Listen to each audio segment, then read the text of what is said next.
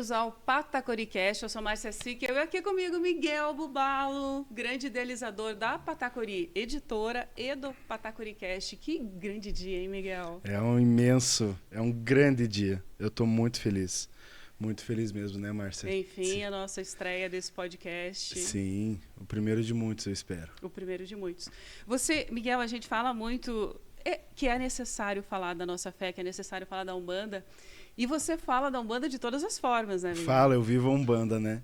Eu vivo na pele, vivo nos dia a dia. Quando que começou? Desde quando? Eu na Umbanda, eu acho que, na verdade, começou do princípio que eu nasci mesmo. Eu sempre costumo dizer que a Umbanda se apresentou para mim antes de eu nascer.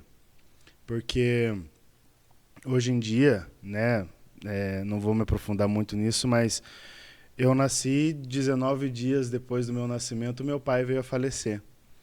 E a Umbanda se apresentou para mim porque justamente, você imagina a minha mãe quando tinha uma criança pequena e essa viuvez tão precoce. Ela procurou terreiros de Umbanda para se reaver com esse luto.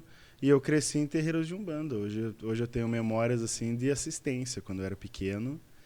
E até o momento que chegou a minha vez de entrar para Umbanda. Então, a Umbanda comigo e eu com Umbanda é desde sempre né? e para sempre. E a gente tem muitas formas de trabalhar com a Umbanda. Eu imagino, né? O trabalhar no terreiro como médium, né? O escrever e o falar. E você conseguiu fazer as três formas, né? Você trabalha na Umbanda, no terreiro como médium. Sim, sou médium de incorporação. Você está falando aqui agora, que é o nosso processo final, né, de falar da Umbanda. E você psicografa. Como é que foi o processo? Como é essa mediunidade? Como é que ela veio para você? Então vamos lá. Essa é uma pergunta que me fizeram, por incrível que pareça, depois de ter lançado os livros. Que foi que chegou para mim, Miguel, como que foi a primeira psicografia? E é um caso muito engraçado de contar que a primeira psicografia que eu tive na vida foi na escola. Como assim? Eu tava lá, a professora passou pra gente fazer tava explicando os processos de escrita de um texto. E ela estava bem na parte que ensinava a fazer um conto. E ela pediu para que a gente fizesse uma tarefa de casa, que fosse escrever um conto. E eu escrevi um conto que o nome, jamais vou me esquecer, o nome do conto é Um Conto de Raça Negra. Era uma história de uma mulher que estava num ônibus em Belém e que ela foi assaltada. Esse ônibus foi assaltado e o assaltante levou um colar de ouro que ela tinha no pescoço que ela carregava, era um colar de coração que ela carregava justamente a foto do falecido marido. Então falava sobre toda essa repercussão da desigualdade racial da cidade, porque que tinha acontecido aquele roubo na perspectiva do ladrão, na perspectiva da senhora. E eu entreguei, ganhei o prêmio da turma, foi parar no jornalzinho da escola. Quantos anos você tinha? Eu acho que vamos colocar aí uns 6, 7 anos. Nossa. E a professora me parabenizou, passou um tempo, ela chegou e falou assim, Miguel, eu gostei tanto, mas que triste, né? O que aconteceu? Eu falei, mas o que aconteceu com o conto? Olha aqui, me trouxe uma manchete de jornal, sei lá, dos anos 70, dos anos 80, que uma mulher havia sido assaltada em um ônibus em Belém do Pará e tinham levado um colar de ouro dela. E ali você descobriu que era psicografia. E ali, hoje em dia eu já consigo perceber que esse talvez tenha sido o primeiro momento mesmo que veio uma influência do mundo espiritual que veio através de um ditar que realmente não era meu para uma criança conseguir escrever tudo aquilo que foi escrito no conto, que eram páginas e páginas e detalhes e detalhes. Incrível. E aí, depois desse primeiro episódio, sossegou ou você continuou tendo as informações? Eu comecei a... Vamos dizer que a mediunidade sempre se apresentou também da forma da visão. Acho que podemos dizer que a mediunidade da visão foi a que realmente começou tudo. Eu cresci vendo espíritos, cresci conversando com os espíritos a ponto que eu não conseguia distinguir quem estava vivo e quem estava morto. Sério? Sério? E isso Todo mundo quer ver espíritos e quer conversar com eles, mas tem esse processo, né? tem a sua parte boa, tem a sua parte ruim, né? Você também não vai... As pessoas acabam pensando que vai ter a mediunidade da visão, que só vai ver anjo com auréola e com asas, mas tem a parte... Quem vê o bom... quem vê o ruim também, O ruim né? também, né? Tá certo. E chegou um processo de que eu não conseguia mais distinguir quem que estava desencarnado e quem não estava. E então eu fui levado para esses terreiros de Umbanda, inclusive para dar uma fechada na mediunidade. Numa época a gente chegou lá para dar uma controlada nessa mediunidade da visão que estava demais. Eu lembro de um episódio que nós estávamos num terreiro, eu e minha mãe, era a festa de Cosme e Damião. E aí a minha mãe falou, olha, você vai gostar muito, vai ser bem diferente, você vai ver os adultos, enfim, vestidos de criança, e no final, eu lembro de olhar para ela no final da gira e falar, tá, mãe, mas cadê os adultos vestidos de criança? Ai, que Ela, mas você fantástico. não viu? Eu falei, não, mas só tinham crianças realmente das bem arteiras, diga-se de passagem. Você sabe que quem está ouvindo isso agora é o sonho, né? Conseguir chegar numa gira e enxergar todas as entidades, as suas, as dos outros. Eu imagino, mas é de uma responsabilidade tamanha também. Eu imagino. E com esse processo de você... Mas aí você via, mas ninguém veio te chamar para escrever nada até então. Quando Não. foi esse primeiro chamado? O primeiro chamado para a escrita foi através do Seu Navalha. Realmente ele que iniciou o processo de trazer um escrito. Que é o nosso segundo livro. Depois a gente fala dele, mas vale a pena. Mas vamos dizer que foi tudo muito numa época muito próxima. Uhum. E esse chamado realmente de entender que era para estruturar a escrita de livros psicografados de Umbanda, realmente foi um processo que foi muito mais alongado e se deu justamente no Tucuruvu. Eu estava pensando aqui agora, que bom que você tinha esse conhecimento e já esse caminho na Umbanda, porque imagine você, adolescente, ou criança ou adolescente, vindo vultos, quantos foram levados para medicação, né? Para médico, para hospital. Aliás, a história da Umbanda começou meio com Zélio Fernandinho de Moraes indo para psicólogo primeiro, depois é que descobriu sua mediunidade. E eu, como psicólogo, eu penso muito isso, eu reflito que talvez, né, antes da luta antimanicomial, realmente muitos médiuns foram, infelizmente, foram internados. E com processos muito graves, né? Muito fortes. Negligenciados. Que bom que isso mudou. Agora a gente pode falar abertamente de mediunidade, de entidade. Mas não foi fácil ser um adolescente que tinha esse tipo de mediunidade. Eu me recordo, por exemplo, que os meus recreios na escola muitas vezes era regado a tarô. Eu fazia sessões de tarô com os colegas da turma. Aliás, você lê tarô, continua também. lendo, né? E veio desde essa época. Então foi uma coisa que eu convivi bastante e que hoje não vamos dizer que é normal, porque realmente tem alguns episódios que ainda assustam, né? Mas que exige um pouco mais de compreensão. Mas sim, é uma coisa que traz muito natural porque é a vida inteira vivida. Mas é fantástico, né? Você abraçou todas as portas, né? Todas a mediunidade. O que eu posso fazer? Eu vou trabalhar na Umbanda, eu vou incorporar espírito, eu vou psicografar, eu vou ler tarô. Você realmente abriu todas as portas, assim, todos os portais para esse trabalho espiritual, né? É que, Márcia, para mim nunca teve medo. Se tem uma coisa que eu falo e muitas vezes as pessoas já podem ter flagrado essa fala minha, é que eu amo muito a Umbanda. Eu amo muito a espiritualidade e para mim é uma coisa que não é que eu trate com desrespeito ou com uma normatização, uma normalidade. Mas para mim não é que tenha sido fácil, mas o caminho ele foi mais claro desde o princípio, porque eu sempre tratei com muita tranquilidade, isso sempre foi muito natural. Isso é uma coisa que a gente ouve muito nos terreiros, né? Quando você começa a trabalhar com a mediunidade, a primeira coisa que vem é não pode ter medo. Se você tiver medo, você trava desenvolvimento, trava comunicação, trava tudo, né? Isso me faz lembrar que após o fechamento essa procura do fechamento da mediunidade me levou num centro espírita. E nesse centro espírita teve uma entidade que, enfim, na dirigente que falou, Miguel, você tem muito trabalho para fazer pela espiritualidade. E na época eu tinha 13, 14 anos. E essa entidade falou, não, você vai ter que ajudar muita gente, você tem um karma que precisa ser trabalhado, você vai fazer isso, e falou realmente coisas que eram para assustar. E eu retornei para a entidade e falei, então, quando é que eu começo? E essa entidade falou, não, mas você não tem como começar. Eu falei, mas por que não tem como começar?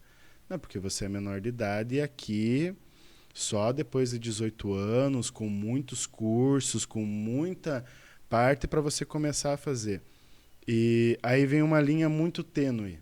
Não que eu desacreditasse da necessidade dos cursos, até porque eu fui fazer parte de um terreiro e eu sou muito a favor do estudo antes da prática. Mas eu vi que ele não se possibilitava nem o início daquilo naquele momento. E eu falava, nossa, se o karma é tão grande, se a missão é desse tamanho, então vamos começar já, né? Tem que começar para agora. E essa é a nossa principal diferença, né? Entre o espiritismo e a Umbanda. A Umbanda você começa a trabalhar, é mais ou menos assim, você vai aprendendo no caminho, né? Chega lá, incorpora a sua entidade e ela vai te ensinando, vai comendo mesmo, ela vai te ensinando. Ou você ficou muito tempo sendo no processo de Cambone, né? Isso também fiquei muito tempo. Isso é um baita de um aprendizado também, né? Camboneando tive as melhores experiências, inclusive as de incorporação. Pois cambonear também teve seus momentos em que eu pude auxiliar bem a entidade mais do que servir as entidades, mas trabalhar também. Foi camboneando seu Tucuruvu que, por exemplo, surge esse livro. Pois é, você foi cambone dele durante muito tempo, mas ele, incorporado, ele em terra, não te contou a história. Foi na psicografia. Não, foi somente através da psicografia. Ele Ele tinha relatos, é verdade. Ele tinha alguns relatos, né? A história da tribo e que ele tinha encontrado, por exemplo, seus 7 ponteiras do mar, seu Acuã, toda essa conjunção dos espíritos já era algo que ele falava até nas consultas, para dar o exemplo para os consulentes. Mas realmente essa estrutura do começo, meio e não é o fim, né? Mas a eternidade realmente foi só no livro. Isso é muito interessante, porque a gente já vai falar do livro, mas vamos falar mais um pouquinho da Umbanda e dessa questão das entidades, às vezes, não trazerem a mesma história. Né? As pessoas acham estranho, mas eu incorporo a mesma entidade, seu Tucuruvu no meu terreiro fala uma coisa, seu Tucuruvu em outro terreiro conta outra história. Para quem é da Umbanda, já tem um processo de entendimento dessa questão de ser da falange e não ser exatamente o mesmo espírito. Você explica um pouco isso para gente? Eu vejo hoje, mas eu sempre puxo para um processo de eletricidade.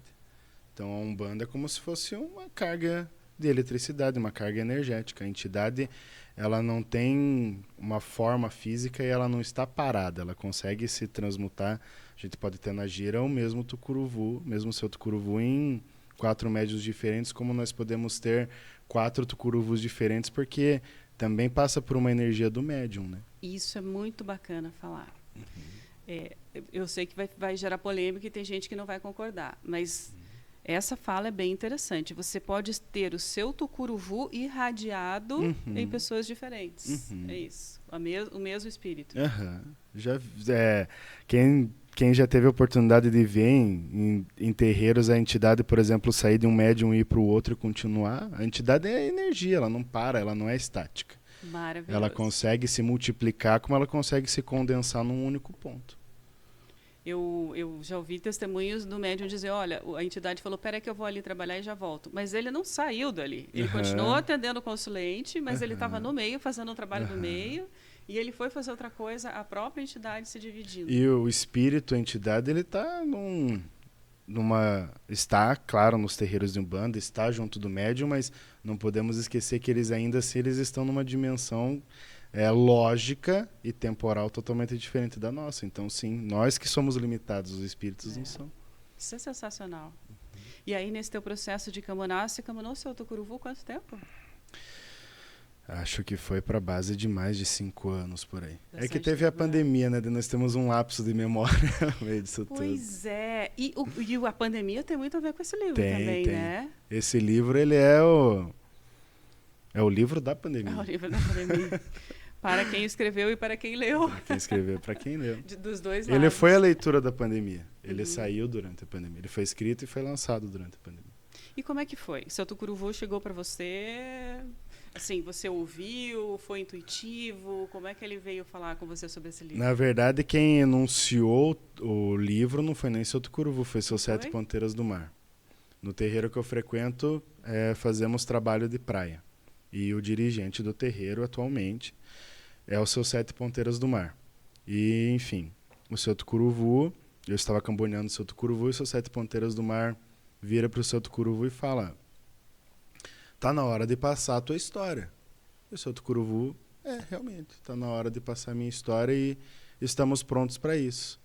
E o seu Sete Ponteiras do Mar olha para mim e fala assim: então você que vai escrever a história do Tucuruvu. E eu quero que essa história seja escrita em 3 luas. Eu, como não quis contar nem discutir com o caboclo, falei, né, vai que ele está dizendo de 3 luas pequenas, vamos estar falando de pouco tempo. 3 luas grandes, eu já tenho um pouquinho mais de tempo. Como eu não sabia o que ele queria dizer, eu nem quis argumentar. Apenas aceitei e o seu Tucuruvu falou: vou estar contigo. E nesse momento eu pensei: como é que ele vai querer que eu escreva? Eu tenho tanta coisa para fazer, eu tenho trabalho, eu tenho estudo, eu tenho família. Não tenho tempo para isso. E o trabalho foi num sábado. Na semana seguinte estávamos em lockdown da pandemia. Eu tive muito tempo para escrever. E realmente o livro foi escrito em 3 luas. Tudo é organizado, né? A gente não sabe, mas tudo é organizado por eles. 3 luas é quanto tempo? 3 luas aqui se deu em 3 meses. 3 meses. Sem parar, todo dia. Isso que eu ia te perguntar. E era assim, não tinha horário? Você não tinha um horário marcado? Tinha? É muito engraçado isso, porque pra mim, não sei como se dá, se é assim pra todos os médios, acredito que não. Né? Chico trabalhava, a todo momento ele psicografava. Mas pra mim eu fico muito mais tranquilo e pra mim funciona muito mais de madrugada. Pra mim, da meia-noite pra frente, os livros vêm com muita facilidade. Eu acho que é pelo padrão vibratório, né? Tá todo mundo mais dormindo, mais relaxado, e principalmente porque nós não temos a questão de rede social atrapalhando e os estímulos do dia. Então foram longas madrugadas. O processo é bem esse, né? O pessoal vai dormir, para aquele burburinho no astral de conversa, de energia, de movimento. Quando silencia a gente, né? O humano silencia a energia, aí acho que as entidades conseguem, a gente também, né? A nossa energia, eles conseguem chegar mais. E aí você passava as madrugadas escrevendo. Passava, era um capítulo por vez. Teve um momento que você estava escrevendo e falou: isso aqui acho que é da minha cabeça? Nunca. Não parou assim no momento de dizer: acho que agora eu estou... Agora eu vou puxar, como um bom escritor, eu também sou um ótimo leitor. Tem uma frase que eu acho célebre em Harry Potter, Relíquias da Morte, parte 2, que o próprio Harry pergunta para Dumbledore e fala assim: isso está acontecendo de fato ou é só coisa da minha cabeça? E ele responde: só porque está passando da tua cabeça significa que não seja verdade? E para mim é a mesma coisa. Para mim é a mesma coisa. Passa pela cabeça, porque a psicografia passa pela mente do médium. É como uma incorporação. Tem a junção, sim, com o espírito. Tem o permitir que esse espírito trabalhe. Tem a ver com o espírito, com o médium deixar a sua mediunidade fluir ali também no ato da psicografia. Mas vou dizer assim que seu Tucuruvu, como qualquer força de Ogum, como o próprio Orixá Ogum, ele nunca me deu incertezas, ele nunca me deu insegurança. Então, deixa mesmo a mão escrever. E era um capítulo por dia, por noite, né? Melhor, por madrugada. E foi num fluxo sensacional. É o mesmo processo de incorporação, assim? Você sente a aproximação e... É parecido. Dá para dizer que, para mim, a psicografia é quase como se fosse uma incorporação apenas da mão. Eu psicografo em computador, né? Direto no teclado do computador. Graças a Deus. Não precisa repassar depois, não precisa reescrever. Mas eu costumo dizer assim, e essa é uma pergunta que eu recebo muito, que é como que começa esse processo. Eu sinto uma vontade. É como se uma vontade muito grande crescesse dentro de mim. É como se fosse a fome. Eu preciso comer. É como se fosse a sede. Eu preciso beber. Eu preciso escrever. Eu sinto essa necessidade, essa vontade nítida. E aí sim, eu acabo me concentrando, acabo tomando as devidas precauções de seguranças espirituais e me conecto com essa entidade, com esse espírito que vem passar o livro. E eu quero te perguntar isso porque eu, obviamente, li os 2 livros e vou ler todos os outros 12 que eu tenho que escrever, que eu já estou sabendo. O processo é longo. Mas eu percebo assim, uma diferença da linguagem da escrita do seu Tucuruvu do seu Navalha. Aham. Então, a minha pergunta é, você passa pela tua cabeça, você pensa e escreve, ou é automático? Quando você vê, a página está escrita e... Para mim, a psicografia é mais ou menos assim. Se eu ditar uma coisa para você e falar assim, hoje eu estou muito feliz, você vai ouvir minha voz, você vai pensar sobre essa frase e sua mão vai escrever. Isso. O processo da psicografia é como se essa voz falasse no meu ouvido e eu não passasse pelo processo de interpretação, mas a mão já escrevesse ao mesmo tempo que a voz fala no ouvido. Então essa é a ligeira diferença, mas que é o que acontece. Então, eu imagino que na hora que você está escrevendo ali, você também se emociona com o que você está escrevendo. Emociono, fico chorando e a mão não para de escrever. Porque eu pensei, imagine você tá ouvindo aquilo, meu Deus, que maravilhoso, que sensacional. Ah, eu não sabia. E a mão escreve de uma forma absurda. Parece que eu estou maltratando o teclado, mas é que realmente os dedos se mexem numa velocidade, numa precisão e numa força muito maior. É claro que a gente vê em filme aquela psicografia que é tão clássica de tampar os olhos e ser uma coisa tão linear e tão tranquila, mas muitas vezes a psicografia ela vem, não digo com uma agressividade, mas ela vem com uma força. Você imagina que está ancorado somente nesse chakra, né? Tá muito nessa região, não está distribuída pelo corpo. Então, realmente, a mão fica com uma âncora de energia muito mais forte. Você tem algum processo antes da psicografia, desculpe, ele indicou alguma coisa para você fazer? A história do banho de ervas, ou se preparar de alguma forma, no dia anterior, alguma coisa assim? Ou Meu não? filho, confia e vai. Adoro. É só isso. Seu Tucuruvu é muito assim. Maravilhoso. Só deixa acontecer e não me atrapalha. Caboclo de Ogum, né? É para fazer, não vamos fazer. Não freia o cavalo de Ogum. É. Deixa o cavalo de Ogum passar. Vamos fazer, não coloca frescura, não tem nada, só vamos escrever. E eu também acredito que nós temos que tomar sempre cuidado com manipulações energéticas que façamos fora dos nossos terreiros, dos nossos centros, e parte muito disso. A psicografia é uma mediunidade, mas ela não precisa emanar tanta energia a esse ponto. Então, o que eu tomo realmente de preceito é que o menos é mais, e uma boa reza e uma boa afinidade com aquilo que está sendo escrito e com a entidade, o espírito, é tudo que se precisa. Porque a gente só quer passar a mensagem dos espíritos, nada mais do que isso. Então, como um bom médium, né, que psicografa, o teu conselho para quem acha que tem essa mediunidade ou está sentindo aflorar isso é só... Obrigado pela parte que me toca do bom médium. Poxa, Miguel! Mas vamos dizer que a minha dica é, principalmente na psicografia, porque nós não estamos na gira, nós não estamos incorporando e não tem aquele tomar da entidade do jeito que nós estamos acostumados. A minha dica é que confie, que faça uma boa oração, e porque vou usar as palavras do meu mentor espiritual, Pai Joaquim Deruanda, uma vela branca e uma boa oração já fez muito milagre por aí. Então, eu acho que a espiritualidade está na singularidade em momentos tão específicos que não precisa de uma alegoria tão grande assim para acontecer. Para mim, pelo menos, acontece dessa forma. Maravilhoso. Quanto mais simples o processo, melhor, né? Mais limpo. Agora vamos falar do seu Tucuruvu. Seu Tucuruvu, maravilhoso. Falemos Caboclo dele. de Ogum, e desse livro que é sensacional. Seu Tucuruvu, Caboclo de Ogum. Brasileiro, né? Brasileiro daqui, da nossa terra, com muitos irmãos, que foi muito interessante descobrir isso no livro. Ele tem muitos irmãos. Eu não lembro de todos, mas tem seu Tucurumã, seu Tucuruvi, seu Tucumã, seu Calimã, que a gente aprende no livro que ele é adotado, que também tinham adoções nas tribos indígenas, então, de indivíduos. Olha. Assimilação, né? Entre uma tribo e outra. O que você pode contar pra gente dele sem dar muito spoiler do livro, porque eu tenho certeza que todo mundo vai querer ler, até porque eu tenho um trecho aqui, gente do céu, que eu quase morri de chorar. Por isso que eu te perguntei se você, no meio do seu processo, você para e chora também, porque não tem como. O livro Tucuruvu, ele é muito simbólico, porque é uma oportunidade de você ler a história do povo indígena, do povo originário, através da fala desse povo originário.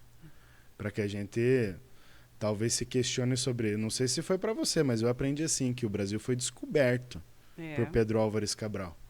E depois de um tempo eu comecei a pensar que ele nunca foi descoberto porque ele nunca foi perdido. Ele já existia aqui e já tinham povos aqui. Talvez então, invadido fosse a palavra, invadido, né? conquistado, usurpado, Exatamente. enfim, aí fica para a criatividade. É. Mas Tucuruvu é a oportunidade de que a gente possa ver realmente por um olhar de um índio, por um olhar de um indígena, por um olhar de um caboclo. E como que foi esse processo dele. De uma forma bem simples, eu vou dizer assim que muitas vezes até visceral. Esse livro eu acho incrível quando você tem um adolescente lendo e fala, eu tô lendo Tucuruvu. Eu falo, meu Deus, e aquelas partes mais viscerais mesmo, mais naturais. Mas que é a verdade nua e crua e verdadeira como Ogum é. E como é importante a gente falar dos índios, né? Uhum. Porque o processo da escravidão, enfim, está sendo mais aberto agora. As pessoas já têm uma noção de que não foi exatamente aquilo tudo, né, que a gente aprende nos livros de história, e foi maravilhoso, a abolição, todo mundo é legal e deu tudo certo. Não é bem assim.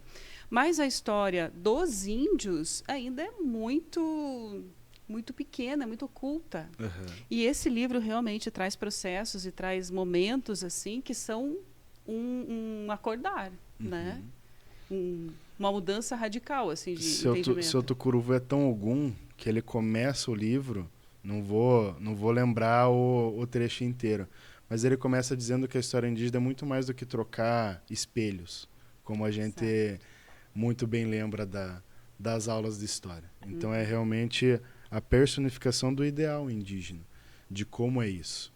Hoje nós podemos falar, por exemplo, temos na história momentos importantes da luta indígena, como a Guerra dos Tamoios, como todas essas partes, só que temos uma pincelada só de um lado da história. E esse livro ele vem para mostrar justamente esse lado que não está no ensino médio e nem queremos que esteja como um complemento de pessoas que sejam interessadas na cultura. Por isso que eu digo que Tucuruvu é mais do que um livro psicografado.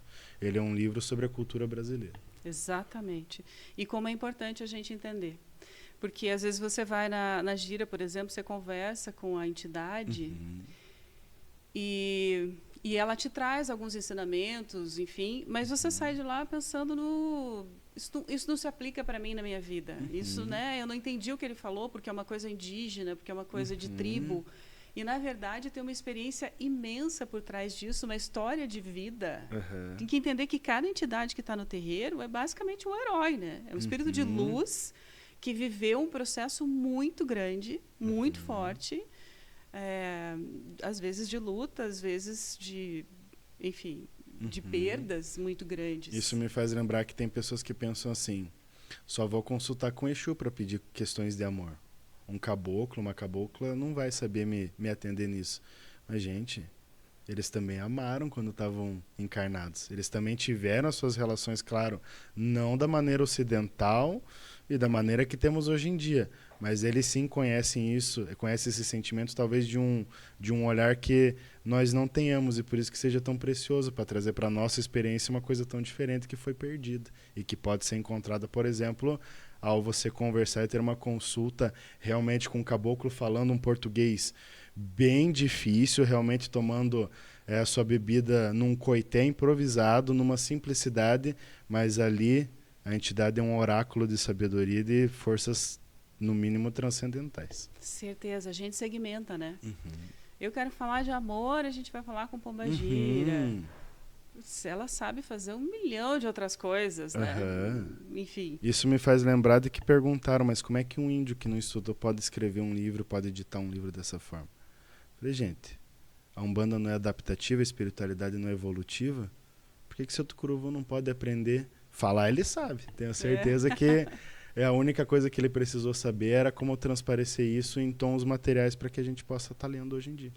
E eu acho que a gente que já, né, é umbandista e tem esse conhecimento de espiritualidade sabe que ele não foi só um índio, né? Todas as entidades foram muitas coisas. Quantas encarnações, né, dentro de uma só. Exatamente. Dentro de um arquétipo. Caboclo das Sete Encruzilhadas, quando fundou a Umbanda, ele estava falando como índio, mas o médium que viu ele vestido como um jesuíta. Um jesuíta. Como o senhor está falando como índio, será jesuíta? Muitas encarnações, meu filho, eu estou aqui aprendendo. Então, isso não quer dizer nada, né? Tem muito preto velho, a sabedoria. Mas é mandinga também, quebra feitiço, sabe fazer, né? Exu abre caminho, mas também tem Exu que é médico, maravilhoso, que faz curas sensacionais. A gente tem essa felicidade, né, de ter essa abertura e conhecer tanto. Eu digo que a Umbanda, ela tem um ponto bem legal que é a grande luz, que fala que a Umbanda rejuvenesce. Mas a Umbanda não é que a gente volta a ser criança, mas é que ela ensina tanto que a gente consegue aproveitar melhor o tempo e, portanto, melhor a encarnação, com certeza. Com certeza. Bom, e a gente, voltando a falar do seu Tucuruvu, que foi o seu primeiro livro, é interessante porque você falou que a primeira entidade que veio conversar com você foi o seu Navalha, não o seu Tucuruvu. Não o seu Tucuruvu. E aí? Mas, por mais que tenha sido dessa forma, o seu Tucuruvu vem, e por isso a Patacori também é dedicada ao seu Tucuruvu. Vem com esse nome, porque vem com a força de Ogum. Não tinha quem abrisse esse caminho se não fosse Ogum. Então, seu Tucuruvu vem, pede licença para o seu Navalha, dentre todo esse planejamento de livros que eu mal sabia que existia, pede essa licença e diz, deixa comigo que eu vou abrir, e realmente abriu. Tanto que estamos aqui hoje. Então, Ogum vem para fazer essa parte do abrir o caminho para as outras partes, para as outras linhas, para os outros escritos passarem. E aí você escreveu o seu Tucuruvu primeiro e logo em seguida já veio o do seu Navalha. Sim. Foi o segundo, então? Sim, seu Navalha já vinha num processo de escrita, mas ele não estava acabado. Tucuruvu veio como uma lança, como uma flecha, ele foi escrito, ele foi revisado, ele foi lançado muito próximo. De novo, a questão Ogum, né? Não tem espera. Pera, dá licença que eu vou escrever então, com o meu rapidinho. 3 meses esse livro está pronto, lançado. Ele abriu as portas. Tanto que Tucuruvu não existia Patacuri ainda, né? Ele é transcendental até na questão da editora. Pois é, como é que foi esse processo? Daí você escreveu o livro e é sempre uma dificuldade editar livros, né? É um processo... Eu costumo dizer que por mais que o processo de psicografia seja difícil, se concentrar, estar ali, fazer um negócio, vamos dizer, decente, coerente e honrado, a parte mais difícil é fazer isso aqui vir para a matéria. Publicar, né? Porque nós estamos falando enfim, de uma cultura que não fomenta mais livros impressos, que o papel está muito caro, que exige um processo muito grande, e as pessoas não costumam parar e olhar. Eu sempre digo, julgue o livro pela capa. Mas não só pela capa, olha o miolo, olha como ele está colado, olha a construção, a diagramação, as figuras. Então isso é um processo muito difícil. E eu só consegui trazer o Tucuruvu para a matéria porque eu tive muita ajuda. Então, quando eu digo que Tucuruvu também é uma mensagem da Umbanda, é que esse livro foi feito com auxílio. Muitas pessoas auxiliaram. E você também, né, Márcia? Obrigada. Você também foi parte propagadora desses livros. Então, sempre eu tive muito auxílio no Tucuruvu. Depois nós precisamos pensar. Quando surge, então, essa necessidade de trazer novos livros, eu enfrentei uma dificuldade imensa, porque eu tinha No Fio da Navalha. No Fio da Navalha é um outro livro de 500 e poucas páginas que eu entregava para muitas editoras e todo mundo falava assim, é muito legal, é um livro grande, então todo mundo gosta de um livro grande, ele tem plot twists, reviravoltas maravilhosas, mas é de temática religiosa, para não dizer umbandista. Então eu tive muitas dificuldades com isso e justamente pela questão de que as editoras, elas estão, inclusive as editoras umbandistas, elas estão sofrendo com esse processo de conseguir trazer, então está ficando tudo muito caro, todo mundo precisa de uma fatia para isso. Sim. Então a Patacuri surge de um jeito de organizar esses livros que passam pela minha mediunidade, mas não somente da minha mediunidade, não somente esses livros, mas para quem precisar disso também. Não querendo ser vitimista de jeito nenhum, porque senão eu já vou levar uma bronca de algum aqui, mas é sempre difícil para Umbanda, né? É difícil ter terreiro, porque tem o processo, a gente nosso terreiro lá, volta e meia bate polícia para dizer que tem que baixar o som. Como que a gente baixa o som de atabaque, gente? Como que a gente baixa o O som de site da palmas? Patacori recebe muitas denúncias e sai do ar várias vezes por conta disso. É Uber que não, se você vê que a pessoa tá de branco com o guia, não vai embora e deixa... E eu lembro que eu conversei com o seu Tucuruvu há pouco tempo atrás e chorei todas essas pitangas pra ele. Né? E falei, meu pai... É difícil. É difícil, meu pai é difícil dele.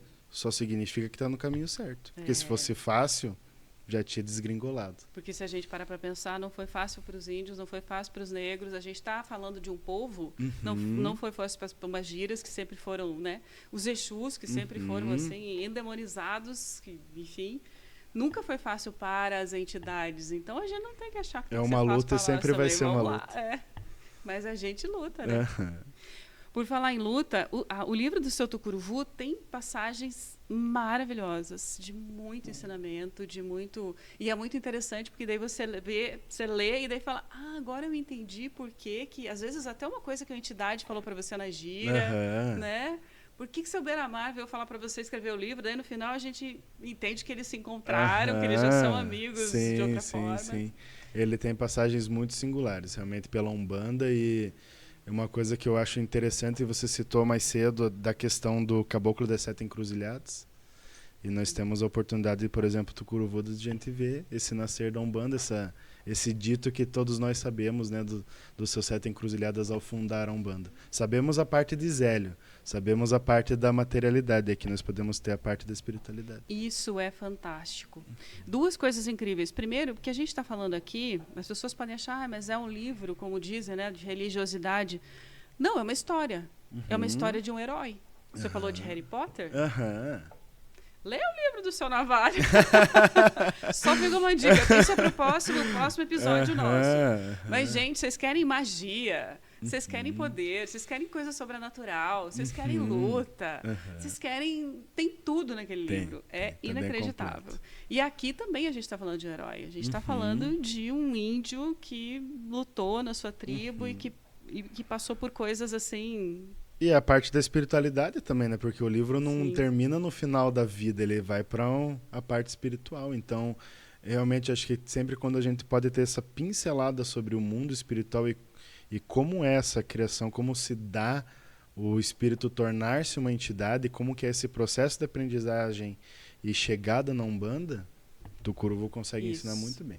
Isso tem nos dois, né? Mas esse aqui é sensacional. É você entender o que acontece na parte espiritual, que você jamais saberia, ao menos, né, quando você se tornar um espírito, você vai lá e pergunta. Mas a gente tem a oportunidade de conhecer aqui como esse processo todo é na espiritualidade. É um privilégio. Gente, ler livro de entidade é assim... E é a experiência do próprio indivíduo, né? Então, seu Tucuruvu, para mim, uma das passagens mais interessantes é o momento em que ele aprende a se transportar, a volitar. E é um capítulo incrível que ele fala dessa corrida dele. E como que é para esse espírito aprender que não tem mais as barreiras do corpo, que não tem mais cansaço, que não tem mais fome, que só tem liberdade e completude. E eu tenho um trecho aqui, que foi um trecho muito... É só um pedacinho, assim. Mas para a gente entender, nós falamos agora da luta, que sempre foi para todos os espíritos também. A gente vê eles... Caboclo, Ogum, o seu Tucuruvu, por exemplo, é uma imponência no terreiro. Né? Os caboclos de Ogum têm essa característica. Seu Tucuruvu, seu Aquã, você os vê no terreiro, eles estão firmes e vamos lá, e a luta, e te põe de pé, e são guerreiros. Ogum é a sensação que tudo é possível ser conquistado. Exatamente. E daí a gente tem a impressão de que a vida deles foi glória. Só glória o tempo todo, né? Guerra, venceram todas. E não tem noção de que aconteceram coisas muito fortes assim. E, por exemplo, com o seu Tucuruvu, tem aqui no livro uma parte que ele conta da tribo dele.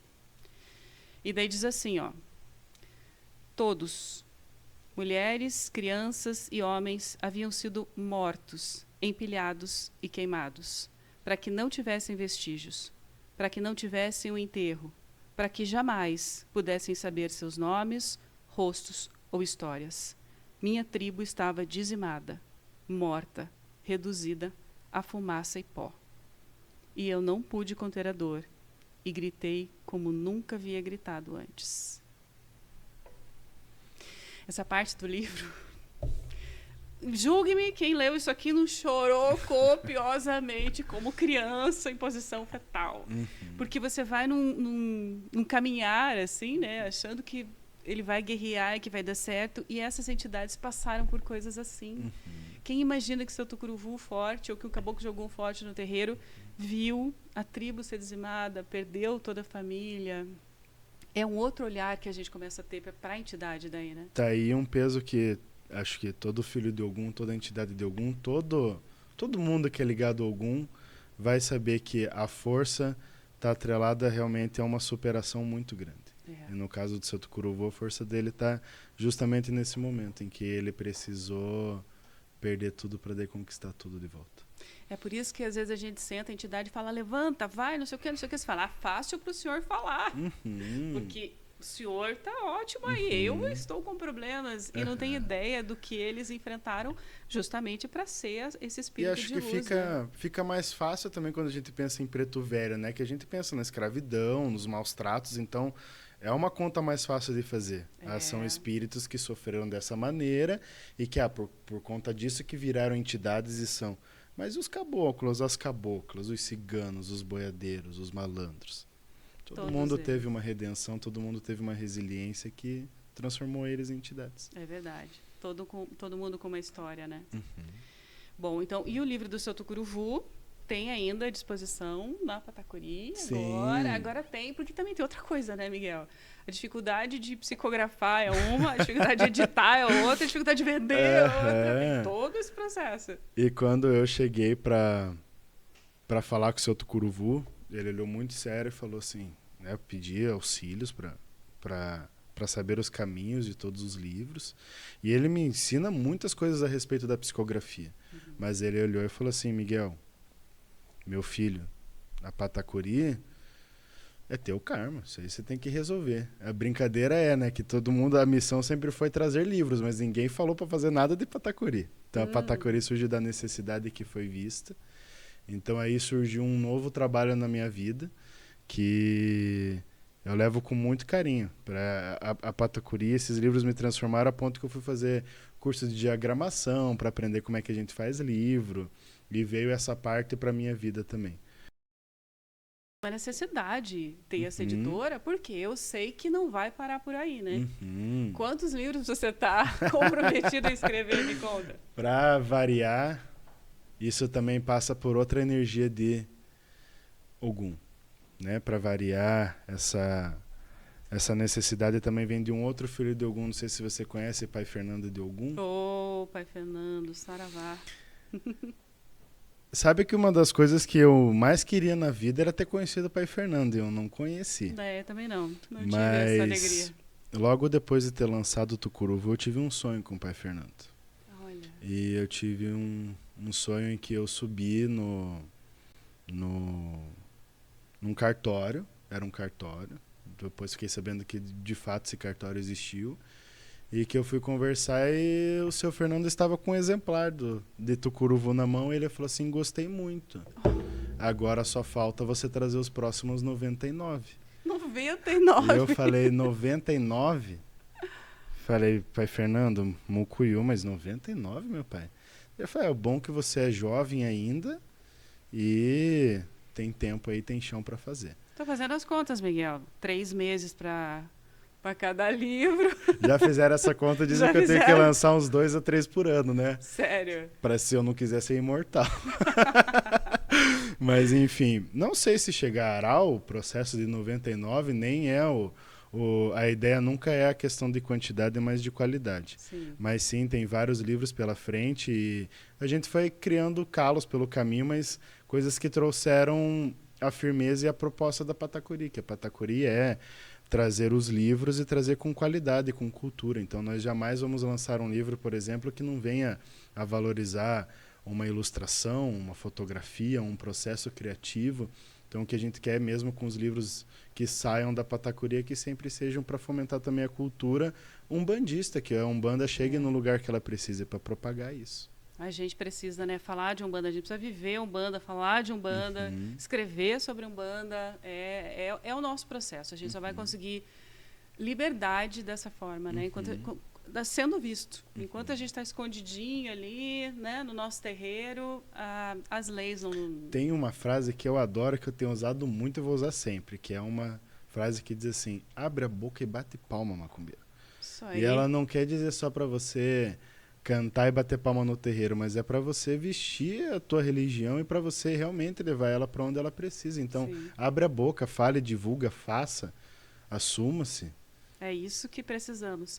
Só para contextualizar, se a gente estiver falando com o pessoal de Curitiba, sabe quem é Pai Fernando Guimarães, né? Mas o nosso podcast vai chegar muito além disso. Que assim seja. Então vamos explicar que Pai Fernando Guimarães é fundador do Terreiro Pamaneco, que é o maior terreiro de Curitiba, do Paraná, é um dos maiores do Brasil. Né? E ele sempre teve essa filosofia do pés no chão, de levar Umbanda, de falar, de abrir o terreiro, né? De trazer as pessoas para casa e tal. E é um dos, ainda, né, agora espiritualmente, um dos grandes incentivadores, né? Pai Fernando foi pioneiro. E dá para dizer que a missão dele propagou muitas outras, né? Ele deu o start e agora a nossa missão é...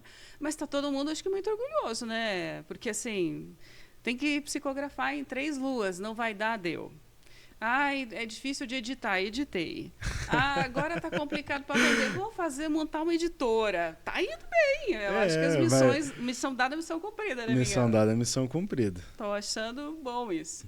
E agora, no próximo episódio, a gente vai falar, esse daqui tem, quantas páginas tem esse livro? 333. Tá ótimo. E esse? Porque esse aqui é o nosso esse próximo aí eu já perdi a conta. Episódio. Nós vamos falar sobre esse livro aqui. E, gente, sério, esse livro aqui eu li... É porque eu também consegui pegar um dia inteiro para não fazer nada, né? Mas se você pegar um domingão, você não quer parar de ler. E é um livro extremamente emocionante, aquilo que a gente falou. Tem magia, tem história... traz muita informação sobre como o processo acontece na espiritualidade, né? Do chegar à entidade, da formação da entidade. É um livro incrível. E esse aqui você levou quanto tempo para escrever? Esse passou de ano. Ele vem em vários momentos da vida, mas ele levou um tempo maior, tanto para ser escrito quanto para ser feito, para a gente chegar nesse resultado que, modéstia à parte, eu acho incrível o design dele. Lindo. Essa capa é maravilhosa, é sensacional. Dentro você vê que ele tem algumas folhas aqui. Estou dando só uma pincelada, porque a gente vai falar dele no próximo podcast. Ele tem simbolismo, né? Em todas as partes. É. Ele é um livro para você ler e ir se transformando junto com ele. Incrível. E a gente está falando de 2 entidades muito diferentes, de 2 falanges muito diferentes. De propósitos, né? E visões de vida totalmente diferentes. Totalmente diferentes, o que é incrível. Então, a gente vai falar dele no próximo podcast. E a gente tem muitos outros livros. Qual que é o próximo? Só para a gente já ficar na expectativa. Será que eu conto um spoiler? Não? Só assim, acho qual que... falange, só para dar uma... Vamos falar que nós vamos para um deleite, um pouquinho de café com um bolo de fubá, pode ser assim? Queremos. E depois a gente quer um vermelho e preto. Que assim seja. Por favor. Bom, Miguel... Você quer deixar um recado? Fala, agora usa toda a tua intuição, a tua mediunidade. A gente vai se concentrar aqui para receber. A minha... Acho que não precisa nem de intuição para dizer, mas primeiro agradecer você, Márcia, por tudo. Pela nascente, pelo nascer da Patacuri, mas também aqui pela Patacuri Cast. Mas eu quero agradecer todo mundo que... sempre me ajudou, porque não é fácil, não dá para dizer que isso aí é uma conquista sozinho. A Patacuri não sou só eu, graças a Deus, e que sejam muito mais pessoas. Mas acho que o meu recado final é que a Patacuri, o meu trabalho, a Patacuri Cast e tudo que vier pela frente, sempre vai ser por uma questão de agregar, para que a gente tenha um abraço muito grande, que a gente consiga abraçar muitas coisas, mas não numa visão egocêntrica, mas numa questão de realmente poder ajudar quem precisa ser ajudado e propagar aquilo que precisa ser propagado. A missão minha como médium, e que também eu levei para Patacuri que tem que ser levado as palavras das entidades da maneira que é, do ensinamento do jeito que é, e levar, né? Afinal, o nosso hino de Umbanda diz que temos que levar ao mundo inteiro a bandeira de Oxalá. É isso. Eu acho que é assim, que são com esses gestos e com essa completude que a gente chega lá. Então, eu quero aproveitar que você me deu essa abertura e eu quero agradecer, porque a gente tem as missões espirituais, né? E eu sempre recebi, todo o terreiro que eu fui, de toda entidade, um passe na laringe e o recado de minha filha, sua missão é falar. E a gente se conheceu, né, no terreiro. Eu entrevistei você no meu programa sobre Umbanda, 7 pontos, que eu tive durante um bom tempo. Muito bom, aliás. E ele está 1 ano fora do ar e eu estava com muita vontade de falar de Umbanda e sentindo muita necessidade, sabendo que esse é o meu trabalho. Então, eu é que agradeço. Você me dá a oportunidade de estar aqui fazendo o que a minha alma pede. Então, obrigada. A espiritualidade não dá ponto sem nó. Não. Vamos junto que a gente tem 99 livros para falar. Já imaginou a gente chegando em Bengala fazendo... Miguel! Que assim seja. Não, vai ser maravilhoso. Então, olha, você que nos acompanha até aqui, muito obrigado pela sua companhia. Você é um bandista? Propaga a sua fé. Manda esse podcast, compartilha para todo mundo, põe no seu perfil, coloca no seu Facebook, no seu YouTube, no seu Instagram, manda para todo mundo, até para quem não é um bandista, porque a nossa intenção também é tirar desmistificar. A Umbanda é linda, é maravilhosa, as entidades são sensacionais, só faz o bem, é amor e caridade. Então, manda. Se você quiser já comprar o livro do seu Tucuruvu, compre, dê de presente, o Natal está chegando. Aproveita para dar de presente já para todo mundo de Natal. A gente vai deixar aqui, né, no vídeo aqui o link da Patacuri para entrar lá. Tem em todo lugar. Patacuri Livros tem em todo lugar. Só pesquisar no Google. E fica com a gente porque nós vamos ter o nosso 2º episódio e a gente vai falar no fio da navalha. A gente vai falar do seu Zé Navalha. Salve a malandragem. Até a próxima, meu povo. Saravá.